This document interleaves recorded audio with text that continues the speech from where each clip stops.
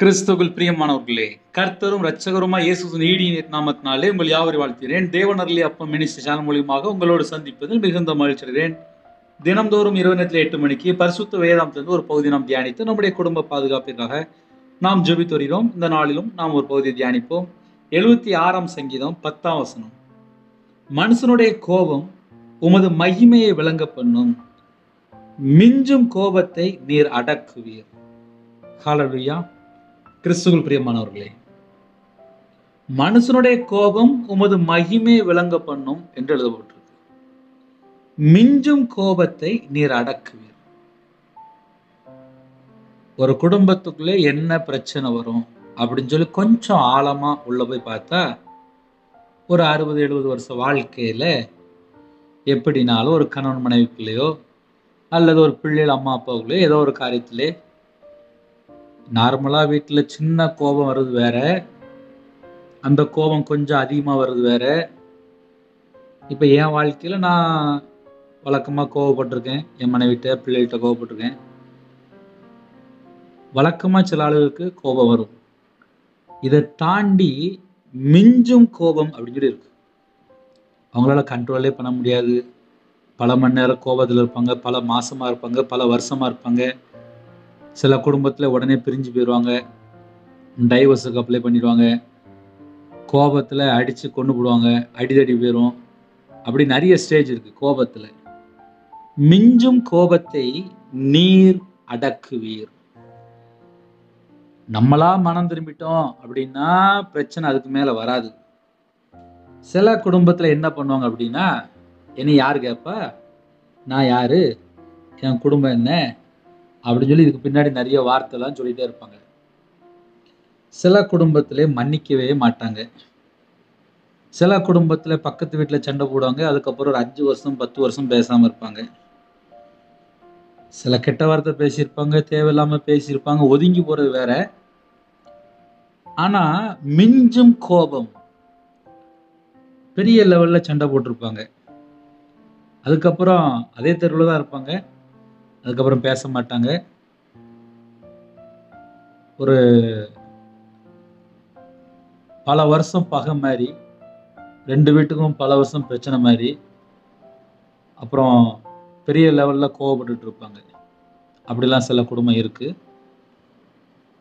நிறைய குடும்பத்தை சொல்ல முடியும். ஒரு குடும்பத்திலே அம்மாவுக்கும் பையனுக்கும் ஏதோ ஒரு காரியத்திலே சண்டை, ஒரு 10 வருஷமா பேசல. மகளுக்கும் அம்மாவுக்கும் ஏதோ ஒரு காரியத்திலே பேச்சுவார்த்தையில ஒரு சண்டை, 5 வருஷமா பேசல. ஒரு குடும்பத்திலே குடும்ப தலைவர் 32 வருஷமா ஒரே வீட்டுக்குள்ள தான் இருக்காங்க. கணவன் மனைவி இருக்கிறாங்க வீட்டுக்குள்ள, பிள்ளைகள் ஒரு பிள்ளை இருக்கு. 33 வருஷமா ஒரே வீட்டுக்குள்ள பேசாம இருக்கிறாங்க. ஒரு வாலிப பையன் 14 வருஷமா அம்மாட்ட பேசாம கிட்டத்தட்ட ஒரே வீட்டுக்குள்ள தான் இருக்கான். சின்ன வயசுல இதை செய்யாத அப்படின்னு சொல்லி கொஞ்சம் மகன்கிட்ட கோவப்பட்டிருக்காங்க. அந்த பையன் அதுக்கப்புறம் அம்மாட்ட பேசவே இல்லை. இப்படி நிறைய குடும்பம் உண்டு.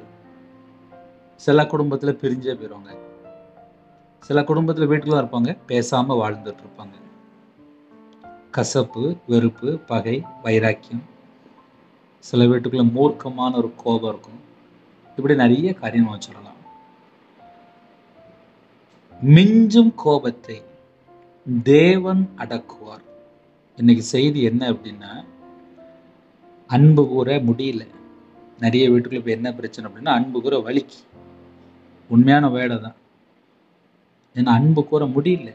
அம்மாட்ட அன்பு கூற முடியல, அப்பாட்ட பேச முடியல, மனைவிட்ட பேச முடியல, புருஷன்கிட்ட பேச முடியல, மாமியார்கிட்ட பேச முடியல.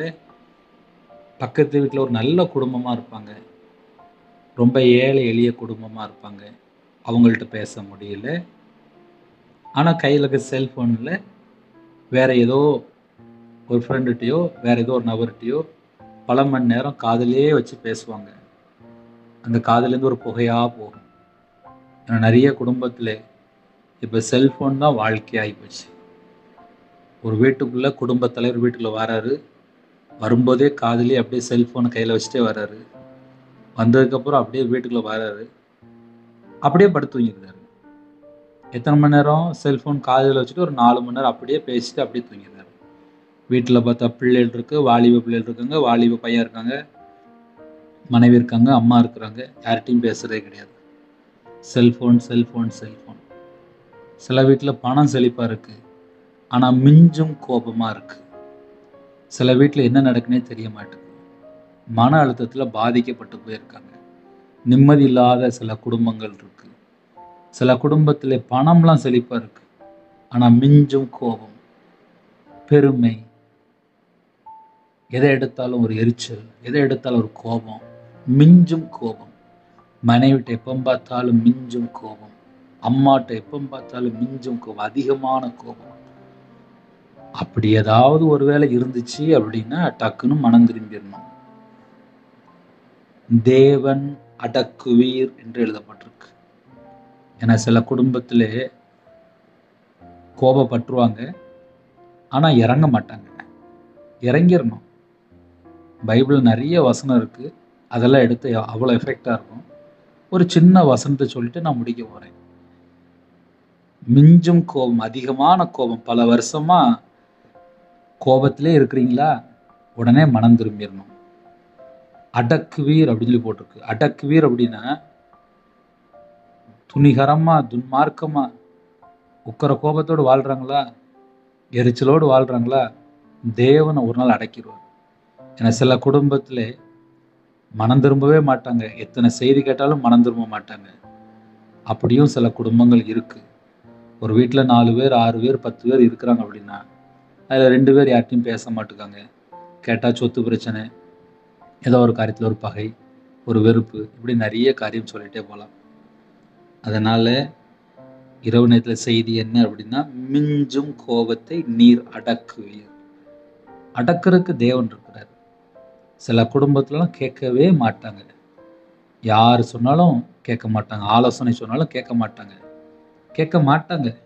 இந்த செய்தியை கேட்டால் கூட கேட்க மாட்டாங்க. நான் எதுக்கு மன்னிக்கணும்? கணவன் மனைவிக்குள்ளே மன்னிக்காம தான் டைவர்ஸே வருது. நிறைய குடும்பத்தில் என்ன பிரச்சனை அப்படின்னா, மன்னிக்க மாட்டாங்க. மன்னிச்சா அந்த குடும்பம் சேர்ந்து வாழ்ந்துடும். கோர்ட்டு கேஸ்ன்னு சொல்லி பல லட்சம் செலவு பண்ணிட்டு இருப்பாங்க. மனைவியை மன்னிச்சா அந்த பிரச்சனை 5 நிமிஷத்தில் முடிஞ்சிட்டு. புருஷனை மன்னிச்சிட்டா 5 நிமிஷத்தில் முடிஞ்சிட்டு. 1 ரூபா கூட நம்ம யாருக்கும் செலவு பண்ண வேண்டிய தேவையில்லை. ஆனால் அதை விட்டுட்டு மன்னிக்க முடியாத ஒரு சுபாவம், அந்த கோபம், அந்த மிஞ்சும் கோபம். லாஸ்ட்டு பார்த்தா கோர்ட்டு கேஸு, வக்கீல், இவங்களை சொல்லி போய் பார்த்துட்டு இருப்பாங்க. ஒவ்வொரு பக்கமாக சுற்றிட்டு இருப்பாங்க. ஏன்? மிஞ்சும் கோபம். அப்புறம் தேவன் அடக்குவீர் அப்படின்னு சொல்லி போட்டிருக்கு. அப்புறம் தேவன் அடக்கும்போது பார்த்தா வித்தியாசமா இருக்கும். அது சிக்ஷையா இருக்கும், உபத்திரமா இருக்கும், பாழா இருக்கும், நிம்மதி இருக்காது, சமாதானம் இருக்காது. அந்த குடும்பத்துல தனிமையில வாழ்வாங்க. அதுக்கப்புறம் பார்த்தா மன அழுத்தத்துல இருப்பாங்க. ஏன்? தண்டனைக்குள்ள போயிருந்தாங்க. அதனால இந்த இரவு நேரத்துல இந்த செய்தி யாருக்கு வருதுன்னு எனக்கு தெரியாது. சில குடும்பத்துல மிஞ்சும் கோபத்தோட வீட்டுல பேசாம இருப்பாங்க, வெளியே தெரியாது. சில செய்தி கேட்கும்போது அப்படியே பொறுமையா கேட்டுட்டு அப்படியே எரிச்சு வெளியே போயிடுவாங்க, கேட்காத மாதிரியே போயிடுவாங்க. அப்படியும் சில குடும்பம் இருக்கு. இந்த வசனம் நீங்க யாரெல்லாம் கேட்டு மனம் திரும்புறீங்களோ உங்களுக்கு தேவன் மன்னிப்பார். இல்லை பிரதர், இது எங்களுக்கு இல்லை, இது வேற யாருக்கோ அப்படின்னா பிரச்சனை இல்லை. சில குடும்பத்துல மிஞ்சும் கோபம் உள்ள இருக்கா, அதை கொஞ்சம் செக் பண்ணி பாருங்க. எனக்கு தெரிந்த நிறைய குடும்பத்தை நான் சொல்ல முடியும். மிஞ்சும் கோபம், வைராக்கியத்தோட வாழ்வாங்க, பேசவே மாட்டாங்க. அப்படியே சில குடும்பம்லாம் இருக்கு. அவங்க அப்படியே இருக்கட்டும். மிஞ்சும் கோபத்தை தேவன் அடக்குவீர் அப்படின்னு போட்டிருக்கு. அதனால இரவு நேரத்திலே ஒரு சின்ன ஜெபம் தான் பண்ண போறோம். உங்க வாழ்க்கையில ஏதாவது காரியம் இருந்தால் நீங்க யோசிங்க. இல்லை இந்த செய்தி எங்களுக்கு இல்லை அப்படின்னா வசனம் இப்படி எழுதப்படும் சொல்லி இந்த வசனத்தை தெரிந்து வைத்துக் கொள்ளுங்க. யாராவது பக்கத்துல யாராவது தெரிஞ்சவங்களோ இல்லை நீங்க வேலைக்கு போற இடத்துல அப்படி யாராவது இருந்தா சொல்லுங்க, இப்படி கோவப்படக்கூடாது, அப்புறம் தேவன் அடக்குவாரு அப்படின்னு அவங்களுக்கு சொல்லி கொடுங்க. ஹல்லேலூயா. கண்களை மூடி நாம் ஜெபம் செய்வோம். கிருபை மகிமை நிறைந்த பரிசுத்தமுள்ள நல்ல தகப்பனே, உம்மை நன்றியோடு துதிக்கிறோம் சொல்லுங்கப்பா. இரவு நேரத்திலே மிஞ்சும் கோபத்தை நீர் அடக்குவீர் அப்படின்னு சொல்லி உங்க பிள்ளைகளோட நீங்க பேசுனீங்கப்பா. எந்த குடும்பத்திலே அதிகமான கோபத்தோடு யார்கிட்டயாவது பேசாமல் இருந்தால் அதை மன்னிச்சிருங்க. மனம் திரும்பி வாழ கர்த்தர் கிருபை செய்யுங்க. தேவனுக்கு பிரியமானபடி வாழ கர்த்தர் கிருபை செய்யுங்க. எங்கள் வாழ்க்கையிலே நாங்கள் எதை செய்தாலும் கர்த்தருக்கென்று நாங்கள் செய்யணும், உண்மையாக வாழணும். எங்களுக்கு அந்த கிருபை தாங்க. உம்முடைய கரத்தில் அர்ப்பணிக்கிறோம். உமக்கு பிரியமானபடி வாழ என்னுடைய ஆவி, ஆத்மா, சரீரம், சிந்தனை, நினைவு எல்லாவற்றும் அர்ப்பணிக்கிறோம். குறைகள் குற்றங்களை மன்னிங்க, தயவாக மன்னிங்க, கிருபையாக மன்னிங்க. இரவு நேரத்தில் இன்பமாக நினைச்சிருக்காங்க வரக்கூடிய கருத்தை வெளிப்படுத்துங்க. எங்கள் வீட்டுக்குள்ளே கர்த்தர் இறங்குவாங்க. ஒவ்வொரு குடும்பத்தையும் கர்த்தர் ஆசிரியங்க. எல்லா குடும்பத்தோட கர்த்தர் கூடங்க. கடன் பிரச்சனை குடும்பத்தை கர்த்தர் மாற்றி ஆசிரியங்க. வியாதியிலே படுத்த படுக்கையில் ஹாஸ்பிட்டல் எத்தனையோ குடும்பத்தில் இருக்கிறாங்க. அந்த குடும்பத்துக்கு கர்த்தர் தீர்காயுஸ் கொடுங்க. கற்பத்தினிக்கா ஜெபிக்கிறோம், கர்த்தர் மனமறிங்க ஆசிரியங்க. மாசமாக இருக்கிறங்க ஆசீர்வாத கிருபைக்காக நன்றி. கர்த்தர் கூட இருந்து அப்பா நார்மல் டெலிவரி ஆகிட்டாங்க. சில குடும்பத்திலே ஹாஸ்பிட்டல் இருக்காங்க, டாக்டர் சொல்லி கொஞ்சம் பயப்படுறாங்க. எல்லா காரியத்தையும் மாற்றி அப்போ அந்த குடும்பத்திலே சாட்சிக்க கர்த்தர் கிருபை செய்யுங்க. பிள்ளைகள் வயசு அதிகமாகிட்டு போகுது, நிம்மதியில்லாத சூழ்நிலை குடும்பத்துக்குள்ளே தரப்புல நின்று ஜெபிக்கிறாங்க. கர்த்தர் வாசல் திறந்து விடுங்க. திருமணம் முடிந்ததுக்கு அப்புறம் பல காரியத்திலே கணவன் மனைவிகள் ஐக்கியம் இல்லை, சந்தேகம். சில குடும்பத்தில் பிரிஞ்சு போயிட்டாங்க. சில குடும்பத்திலே கர்த்தரை விட்டு தள்ளி போய் இஷ்டம் போல வாழ்ந்துட்டு இருக்காங்க. கள்ள தொடர்பு, விபச்சார அடிமை, மதுபான அடிமை, போதை காரியங்கள், கள்ள தொடர்பு, எத்தனையோ பாவத்தில் வாழ்ந்துட்டு இருக்காங்க. அந்த குடும்பம் மனம் திரும்ப வேண்டும். கர்த்தர் நியாயம் விசாரிங்க. அந்த குடும்பத்துக்கு விரோதமாக கிரியை எல்லா சத்துவத்தின் கிரியெல்லாம் அழிக்கப்படட்டும். இரவு நேரத்தில் இன்பமாக நினைச்சிருக்காங்க ராஜா. நைட் நேரத்தில் தற்கொலை எண்ணங்கள், மரண பயம், எல்லா கிரியிலும் அழிக்கப்படட்டும். ஒவ்வொரு குடும்பத்தோட கர்த்தர் கூட இருங்க.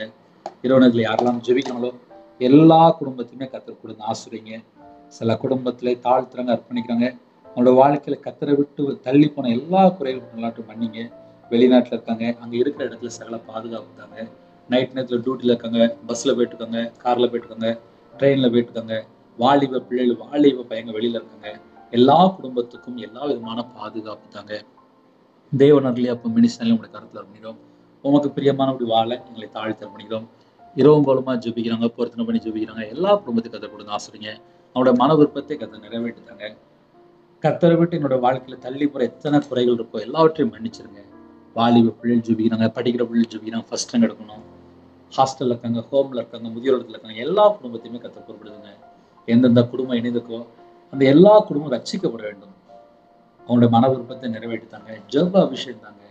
உங்களுடைய சமூகத்துல காத்திருந்து ஜெபிக்க கர்த்தர் கிருபை செய்யுங்க. செல்போன்லயோ தேவையில்லை காலத்திலயோ அடிமையில இருக்கக்கூடாது. உமக்கு பிரியமானபடி வாழ வேண்டும்.